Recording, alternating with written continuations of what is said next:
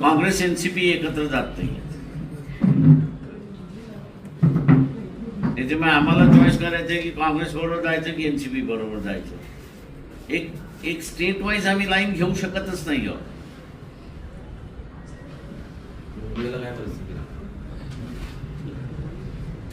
मुंबईला अजून सांगता येत नाही. म्हणजे जसं म्हणाल की एका बाजूला सगळे सांगतात पुणे आमचं जमलं, पण ते जाहीर करायचं म्हटलं की नाही नाही नाही थांबा.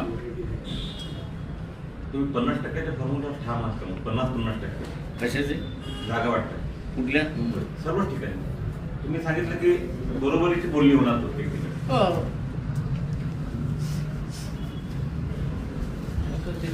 आम्ही असं आता नगरपालिकेमध्ये बऱ्यापैकी आलेलो विदाउट फंड्स विदाउट. तुम्ही एक बातमी काल अशी होती की तुम्ही 50 जागांबद्दल आग्रही आहेत मुंबईत, तर 50-50 बनत असाल तर जवळपास 112-113 राखणार जाईल. आम्ही असं तिथे आता 200 जागेंच्या लढण्याच्या तयारीमध्ये आहोत. म्हणून म्हटलं ना त्या सगळ्या मुली पाहणं आहेत हे बरोबर आहे. ती पसंतदारी बरोबर होणार. अजून झालीच नाही का, अजून झालीच नाही हे तर कुठं सांगणार.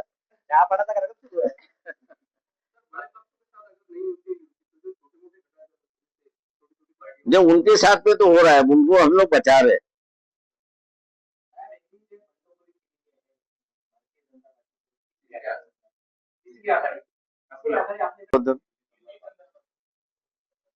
मी जसं म्हटलं ना की आम्ही राज्यभर डेडलाईन देऊ शकत नाही आहोत.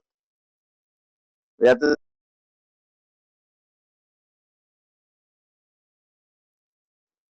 उदाहरण कॉर्पोरेशन मधलं काँग्रेस एनसीपी एकत्र जात नाही. त्याच्यामुळे आम्हाला चॉईस करायचं की काँग्रेस बरोबर जायचं की एनसीपी बरोबर जायचं. एक एक स्टेट वाईज आम्ही लाईन घेऊ शकतच नाही आहोत.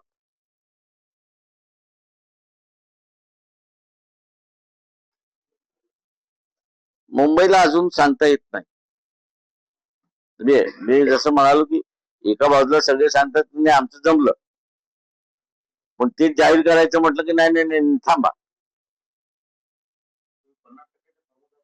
मला असं कळलं की उबाटा सेना जी आहे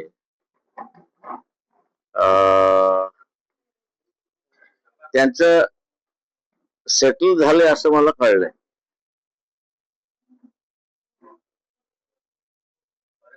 नाही, उबाटा सेना जी आहे आणि राज ठाकरे जे आहेत यांचे ऍज गुड सेटल झाले असं आम्हाला कळलेलं आहे त्याच्यामध्ये.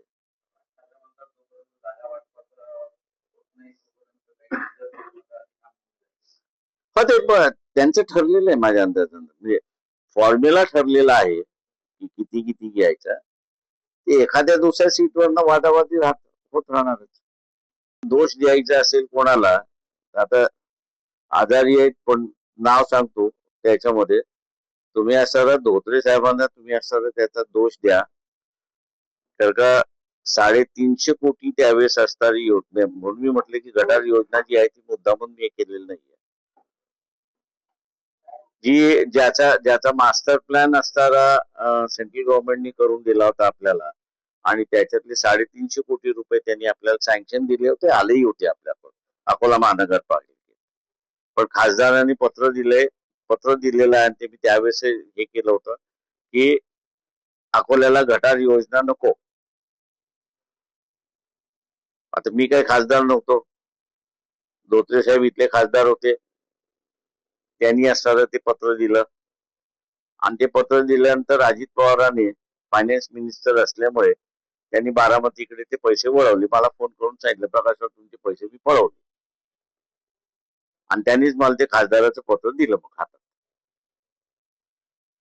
आणि आताची जी योजना आहे ती अनवर्केबल आहे, तिला रिवाइज करावं लागेल अशी परिस्थिती आहे, आणि त्याचं नव्यानं मास्टर प्लॅन तयार करावं लागणार आहे. त्याच्यातला सगळ्यात मोठा फ्लॉ सांगतो की अपस्ट्रीमला डिस्पोजल दाखवलेलं आहे. आता अपस्ट्रीमला डिस्पोजल तुम्हाला दाखवायचं असेल तर त्याला पंपिंग करावं लागतं.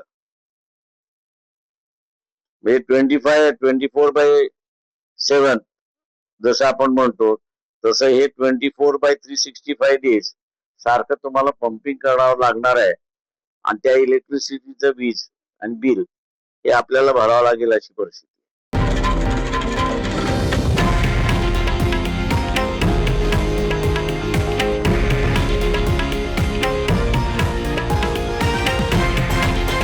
हे आहे देशातील नंबर 1 न्यूज नेटवर्क आणि आपण पाहत आहात TV9 मराठी, एकमेव.